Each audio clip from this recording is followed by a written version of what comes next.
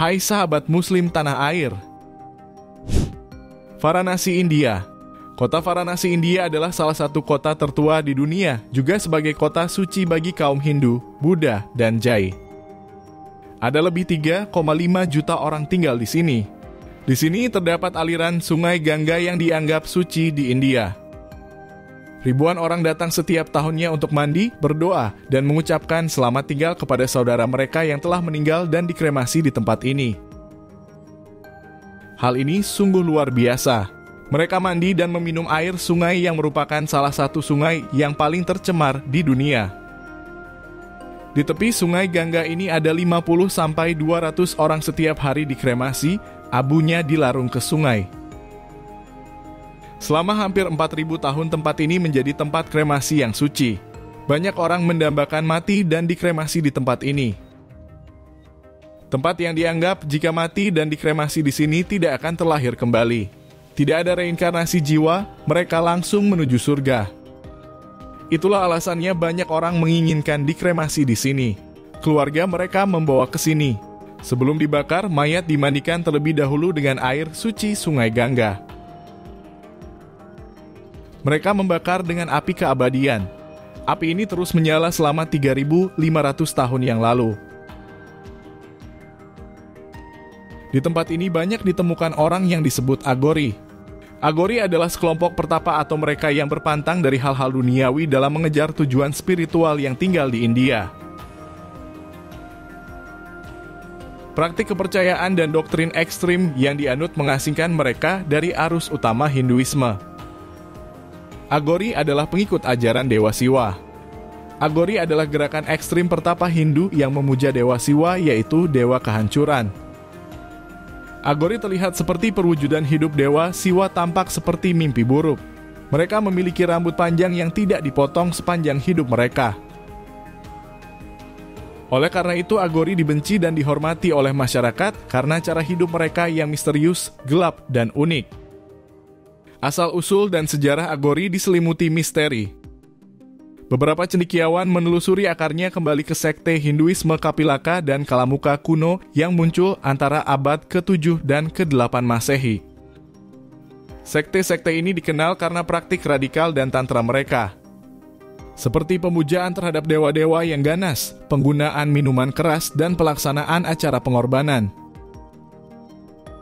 Seiring berjalannya waktu, sekte-sekte tersebut melebur dan berkembang menjadi tradisi Agori yang didirikan di India Utara oleh Baba Keinaram, yang secara aklamasi disepakati sebagai pendiri tradisi tersebut. Guru tradisi Agori saat ini adalah Baba Siddhartha Gautamram yang merupakan keturunan ke-12 dari Baba Keinaram. Orang-orang Agori datang ke sini melakukan meditasi dan mereka mengambil sebagian tubuh tersebut dibawa pergi untuk meditasi. Dia berdiri di dekat tubuh tersebut dan melakukan meditasi dan kemudian memakan bagian tubuh tersebut. Mengambil 3 kali air Gangga dan meminumnya. Sebagian besar orang takut mati tempat pembakaran jenazah menyimpulkan kematian. Itulah titik keberangkatan kaum Agori. Mereka ingin menantang moral dan nilai-nilai manusia. Dalam bahasa Sanskerta, Agori berarti tidak menakutkan. Namun cerita tentang ritual mereka justru menimbulkan ketakutan orang-orang. Mereka berjalan sambil telanjang dada. Mereka memakan segala sesuatu yang tidak pernah dimakan oleh manusia. Mereka memakan kotoran, sampah, meminum air kencing, bahkan sisa-sisa daging manusia. Mereka meyakini bahwa apa yang dilakukan itu semua adalah sarana untuk mengekang ego mereka dan membantu mereka moksa lebih cepat agar terhindar dari siklus reinkarnasi. Selain abu manusia yang dibalurkan di tubuh mereka, suku Agori juga memanfaatkan sisa-sisa manusia lainnya, terutama tengkorak manusia. Tengkorak adalah tanda sebenarnya dari Agori. Tengkorak digunakan sebagai mangkuk untuk makan dan minum. Tengkorak yang hanyut di sungai Gangga mereka anggap suci untuk mengusir roh jahat. Mereka percaya bahwa jiwa setiap orang adalah siwa perwujudan tertinggi Brahmana. Namun diselimuti oleh 8 ikatan besar yang menyebabkan ketidaktahuan dan penderitaan. Ikatan tersebut adalah kenikmatan indera, kemarahan, keserakahan, obsesi, ketakutan, kebencian, kesombongan, dan diskriminasi. Agori bertujuan untuk melepaskan diri dari ikatan ini dan mencapai moksa atau pembebasan dengan menyadari identitas mereka sebagai siwa. Mereka mengabdi pada siwa dan bercita-cita menjadi satu dengannya. Mereka adalah orang-orang suci, orang mati yang hidup di ambang hidup dan mati. Prinsip dasar praktik ini adalah melampaui kemurnian untuk mencapai pencerahan spiritualitas dan manunggal atau melakukan penyatuan dengan para dewa. Tak seperti sekte-sekte Hindu yang lain, Agori sangat tak terorganisir. Sebagian besar tinggal terpisah dan tidak percaya terhadap orang luar. Mereka bahkan tidak melakukan kontak dengan keluarga mereka sendiri. Sebagian besar anggota kelompok Agori berasal dari kasta rendah.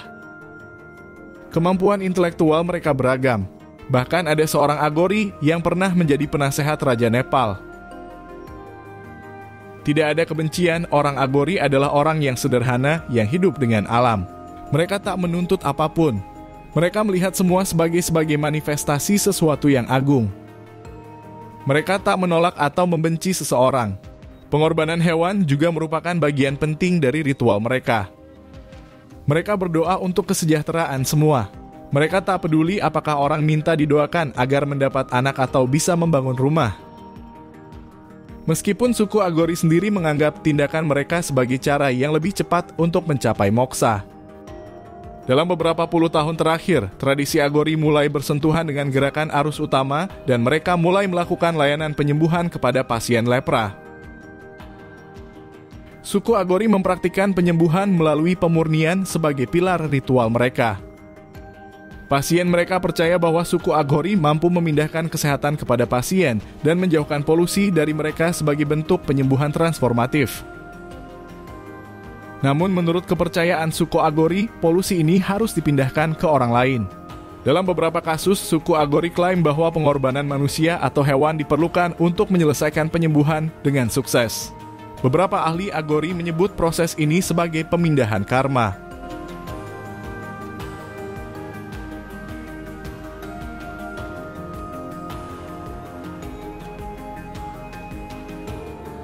Mungkin itu saja yang dapat kami sampaikan, kurang lebihnya kami mohon maaf atas keteledoran kami dalam menyampaikan perihal tersebut.